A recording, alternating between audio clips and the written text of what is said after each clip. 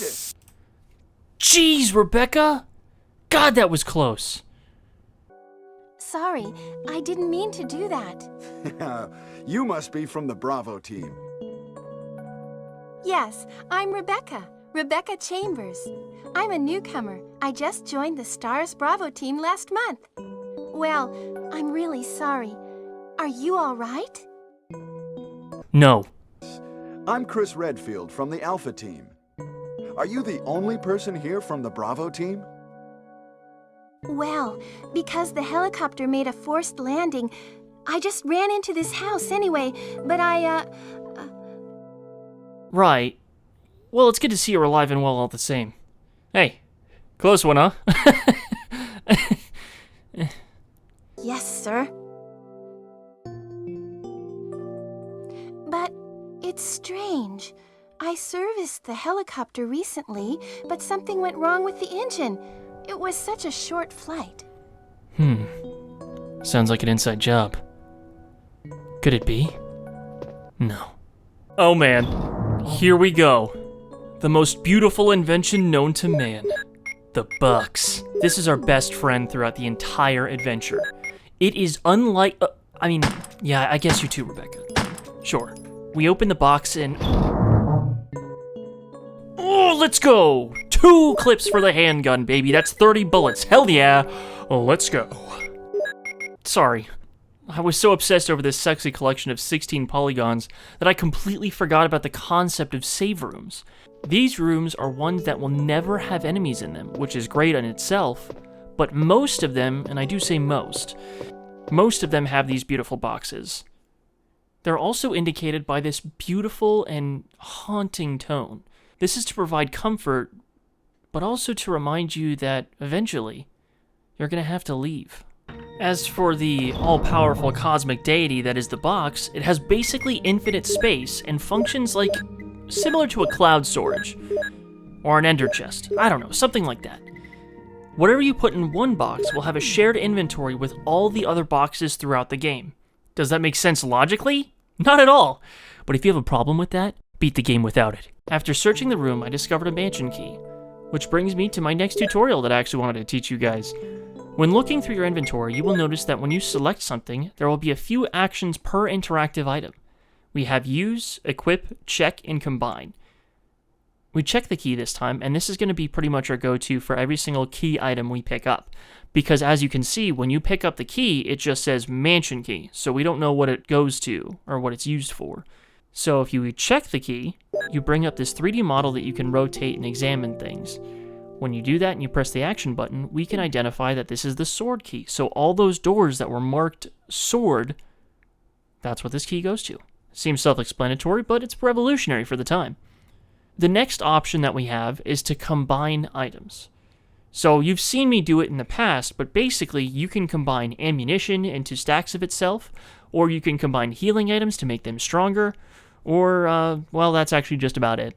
By the way, here's a little insider tip for you. If you combine ammunition with whatever weapon you're using, you can completely circumnavigate the need to manually reload whatsoever. This is really handy when you're in certain fights and you have a fraction of a second to get enough damage off to save yourself. Those who have a good memory or are binging this will remember when I said that you have to manage your resources, including your ability to save. That's where ink ribbons come in. There's a limited amount in the game, so every time you use one, you have to make a difficult decision, and there it is again. Another difficult decision involving resources that you have to make on a moment-to-moment basis. I think, of all things, that's maybe number one of what Resident Evil's all about, at least classically. Here's another Quin's quick tip for you. If you're ever going to save, I always recommend not overwriting your previous save. There may come a time in the future when you don't have enough resources to proceed, be it ammo, health, etc. Sometimes you just gotta head back to an earlier save and, well, quite frankly, get good. Alright, anyways, enough info dumping for now. Well, what should I do now? If you go out to search for the other members, how about letting me come with you? Oh. Okay. All right, let's do it. Yes, sir. I'll do my best. I have to prepare something. Would you like to go ahead? I mean, that's not really going with me, but, fine, whatever. It's fine, I guess.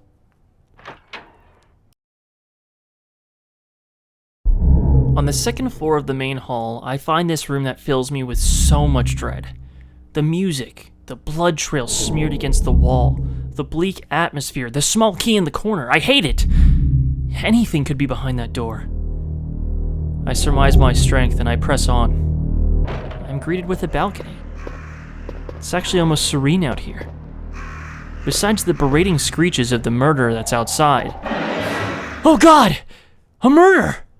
I mean a different murder.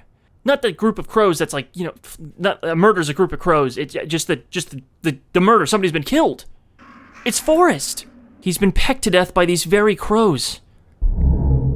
I remember him from Bravo Team. I helped train him how to shoot. We would hang out and get drinks on weekends. We had a fight once when he hit on my sister, but I guess that doesn't matter now. All that's left is this lifeless husk.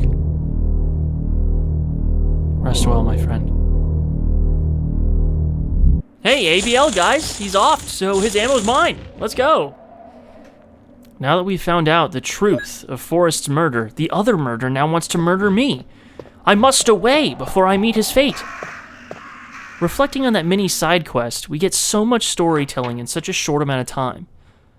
Given the blood trail and eventually finding Forrest's body, it's my headcanon that something injured him first, and then he fled onto the balcony to escape, only to then be pecked to death. The only thing is, he didn't turn. He's clearly been here a while, so he should have turned, right? Unless maybe he wasn't attacked by a zombie. Maybe whatever injured him can't progress some kind of disease or virus or whatever this is. We'll have to investigate further. Moving on, I head over to see what's going down upstairs, and we stumble upon a file that gives us some lore.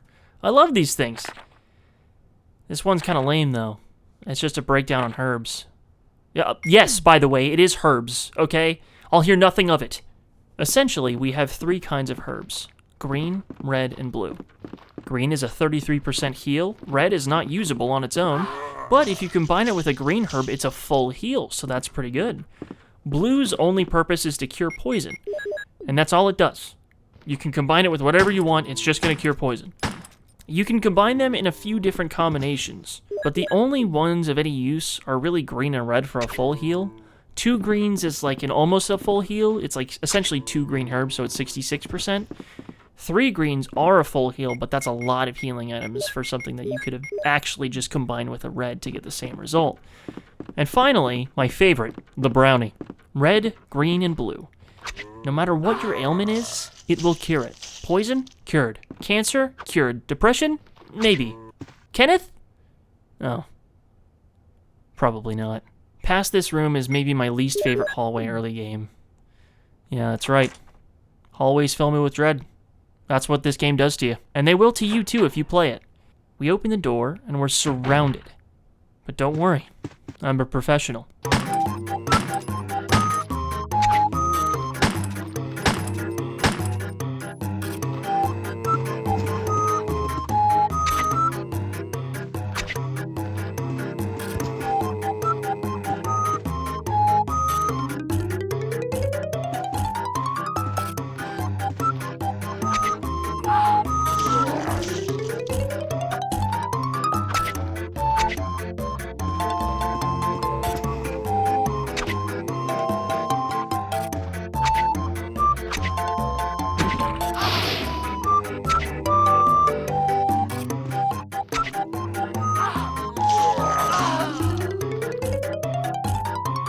Nah, I get past him.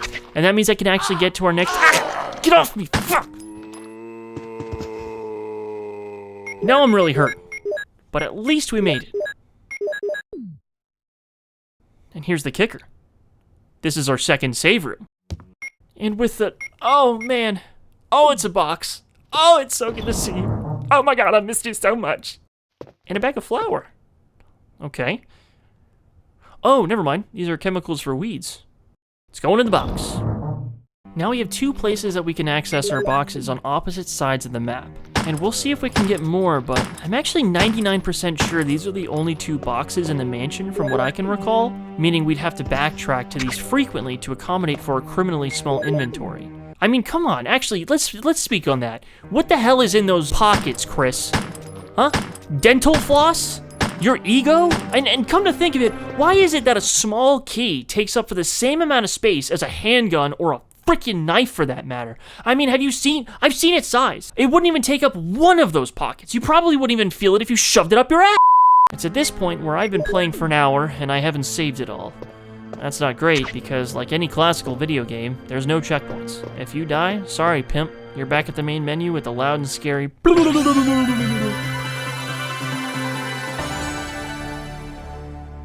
And for now, something that has been burned into my brain for as long as I can remember.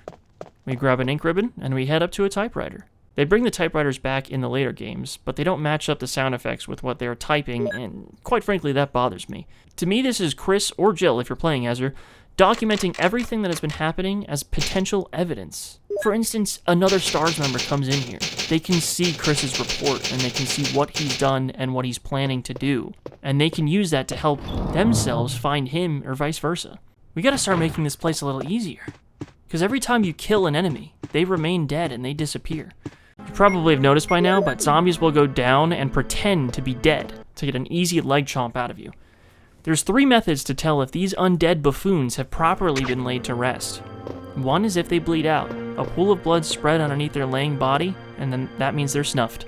However, you can face a slightly different direction from them and aim, making you pivot to face them, that auto-aim, essentially. This tells you that they're still alive.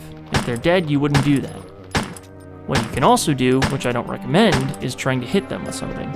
You can with a knife, because then it's not using any resources, but you shouldn't waste any ammo this way, because the second method is typically easier. After this, I wander aimlessly for a while, trying every door I can. That's ultimately why it seems like I'm teleporting between different locations throughout this series. There will be downtimes, and there's a lot of downtimes, which I'm gonna cut because nothing really notable happens, unless that's something you guys want to see, where I'm constantly like, oh wait, I should have gone this way, and then I just turn around after going the wrong direction for like 5 minutes. But anyway, what I'm really doing here is just trying to find every locked door that the sword key accesses, so I can use it up and get rid of it, so that we have more room to do more stuff. Downstairs and just outside the main hall, we find ourselves in a bluish room with a statue in the center with a vase holding something in it. There's also a small dresser, a stepladder, and some beautiful paintings all over the walls. Now, if you remember the statue, we were able to push that off the railing. So maybe we can move this stepladder. Yeah, alright, now we're getting somewhere. And what do you know? It's the map of the first floor. Okay, sweet. This is going to help out a ton with navigation. This is something I haven't brought up before, but you will automatically generate maps even though you don't pick up the one for the region. Say for instance, the second floor. I already have some of the rooms populated, but I don't know the entire layout unless I've already been there, unless I find the second floor map. There's also a dresser here, so I push that off to the side and... oh, I found a little sleepy guy. I like him. That's what I'm gonna call him. I'm gonna call him like. Sneaking past, we could find some ink ribbons, and another little theory here. I think Like blocked off the zombies with this same dresser, because they can't move objects. They're too weak to, I'd imagine. I think he was bitten. He came into this room, walled himself off with the dresser, and then eventually he succumbed to the infection. But he's still undead, he just doesn't have the strength to get up quite yet. It must be recent, whenever this happened. I contemplate whether or not I'm gonna hit him. I ultimately decided to not hit Like. But you should! All in all though, as long as you don't mess with him, he won't mess with you. So we move on. Huh. Another iconic hallway. Beautiful displays of bones and look, there's another movable dresser. Oh God! Dog! Tasty steal, you bastards!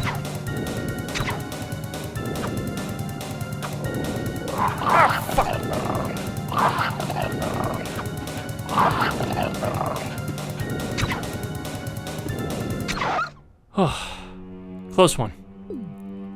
A new enemy type. We have just had very slow but very tanky zombies.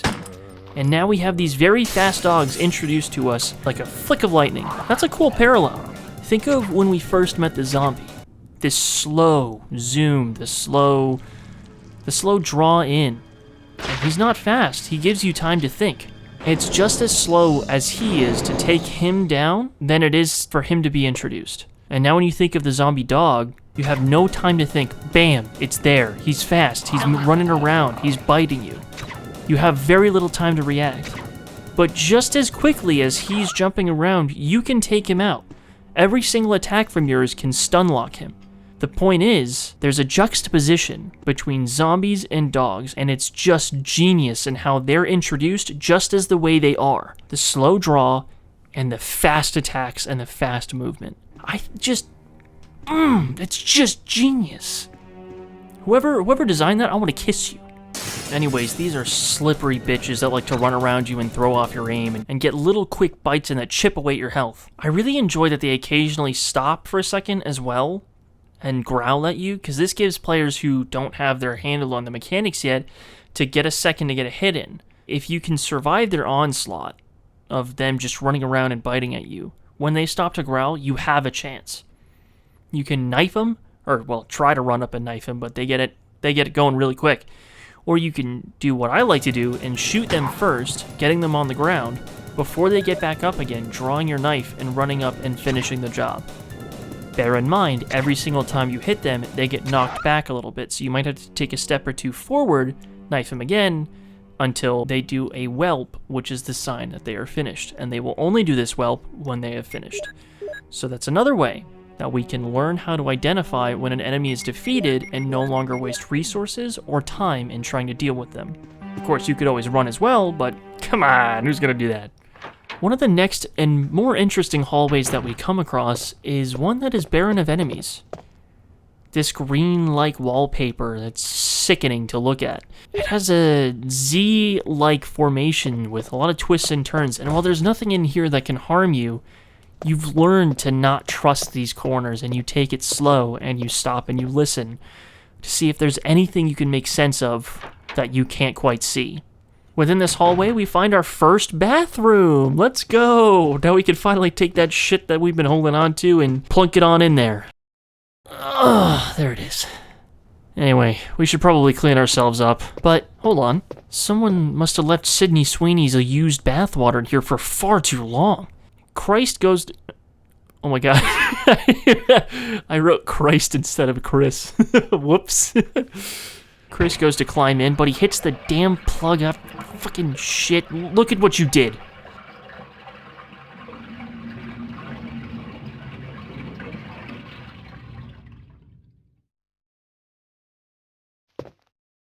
Well, I guess there's another small key at the bottom, which, you know, now that we're here, I might as well explain what it is. Small keys are non-stackable, single-use items to open up certain things, mostly drawers.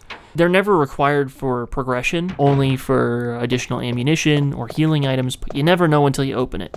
Either way, that's predominantly what they're used for. And annoyingly, upon leaving the poopy, stinky bathroom, I continue down this very green corridor until I find the next room. Very strange design in here. The camera angle seems to be pointed towards the ceiling, which we can barely see, but there's also these strange scratch marks on the wall. It's an interesting design, but there's nothing to be found here. In the next room, however, we have this gorgeous dining room. I honestly could see my friends and I hanging out in here, watching movies, playing games, Cards Against Humanity for one. You know, it's honestly got to be pretty nice. Oh my god! It's a shotgun. But no, I don't have any room. Oh, it sucks. That's okay. That's okay. That's okay. But I will be back for you, my sweet, sweet summer child. Moving on, I headed to the opposite side of the mansion because I'm holding off on the main puzzle for this first part of the game. You boys and girls haven't been good enough to see that yet. I head back to where we first met my little Kenneth McHeadless, and I find one of the last few rooms unlocked by the sword key, which is the music room. I push a bookshelf off to the side because if we can push it, then we should. What? Why did I write that? This gets us a music book, but Chris never went to Catholic school and forced to take band class, so he can't read music, nor can he play it for crap.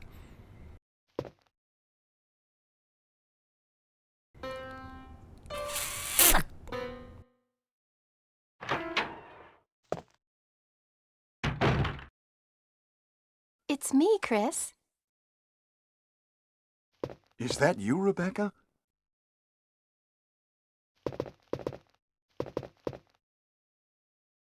Ah, it's the Moonlight Sonata. Can you play?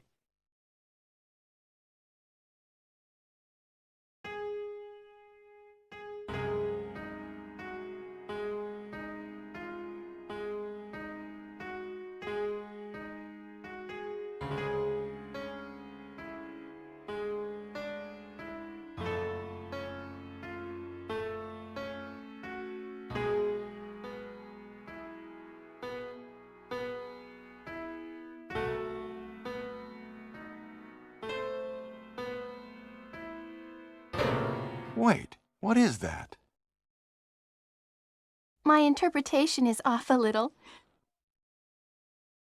Chris, may I practice for a while?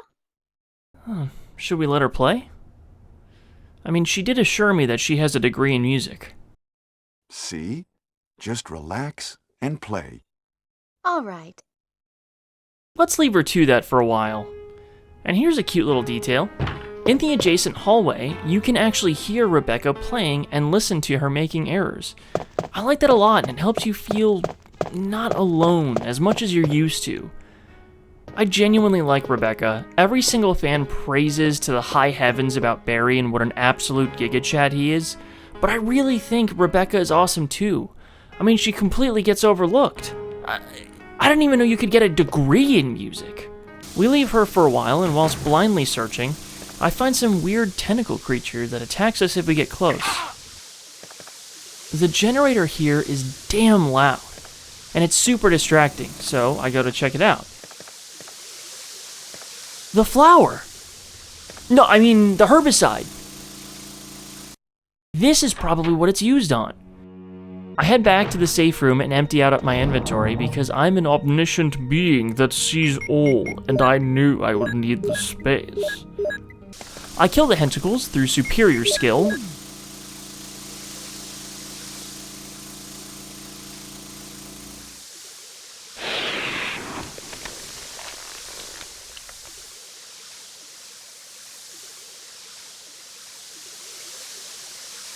And find a garden of herbs. One of two main locations where we can stock up on healing items. And I have a love-hate relationship with these. I love that it makes sense for the world. Of course all these medicinal herbs will be grown in a garden and can be found in abundance. That's perfectly logical, barring the couple of randomly placed herbs throughout the mansion which could also be used as set dressing. Like my son Gerald! Don't eat him though. He's not a herb. He's my son. And he will stab you. The reason why I don't like this, however, is that even with an empty inventory, the only way I could possibly get all of these herbs is if I combine them together as I pick them up, and even then, it stocks you up quick. Think of it this way. Should I have arrived with a mostly stocked inventory, I could pick up 1 to maybe 2 items, head all the way back to the safe room, drop them off, and maybe some other items too to make space. Then I head back to the garden once more, and assuming I'm able to get all of them, I would still need to head back to the safe room to drop them off once again, and that's not even mentioning the key which I need to progress. I mean, what the fuck? Oh, a new key. Heck yeah, I'm in. What else is interesting is that there's a window to a room of the mansion that I haven't found yet. And what's even more interesting about that is when I look at the map, it seems to be connected to the music room. But I was in there and I didn't see a door. Maybe we should head back to Rebecca to see what's going on. Chris! Chris! Upon our return, Rebecca nails the song that we have left her to practice, and ooh, secret door. And what do you know, here's the secret room we just found. And then, look, it's a goldie dee bleeb. Gimme, gimme, gimme, gimme, gimme. Wait. No. No. Help! Rebecca! No! Help me, Rebecca, please! You can open the door! Play the song again, please, Rebecca! Quick! Help! Thank you guys so much for watching. Seriously, it means a lot to me. I know the first video had a lot of errors, but I wanted to just put something out there and then just really start hitting the ground running because I kept rewriting it. So this time I put a lot more time and effort into the post-production process rather than the pre-production. And let me know what you guys think. If there's anything that should be fixed or any issues, etc., please let me know. Thank you guys so much again. Please like, comment, and subscribe. I hate saying that, but yeah, I'm going to have to get used to it, I guess. Thanks, guys. And also a massive thank you to my personal friend, Aubrey. She has her own channel for OhMyAub for all these really cool relaxing by paint numbers. I seriously recommend them. They're super zen and very meditative. But yeah, seriously, check her out. She did a ton of work on this thumbnail, and I couldn't thank her enough.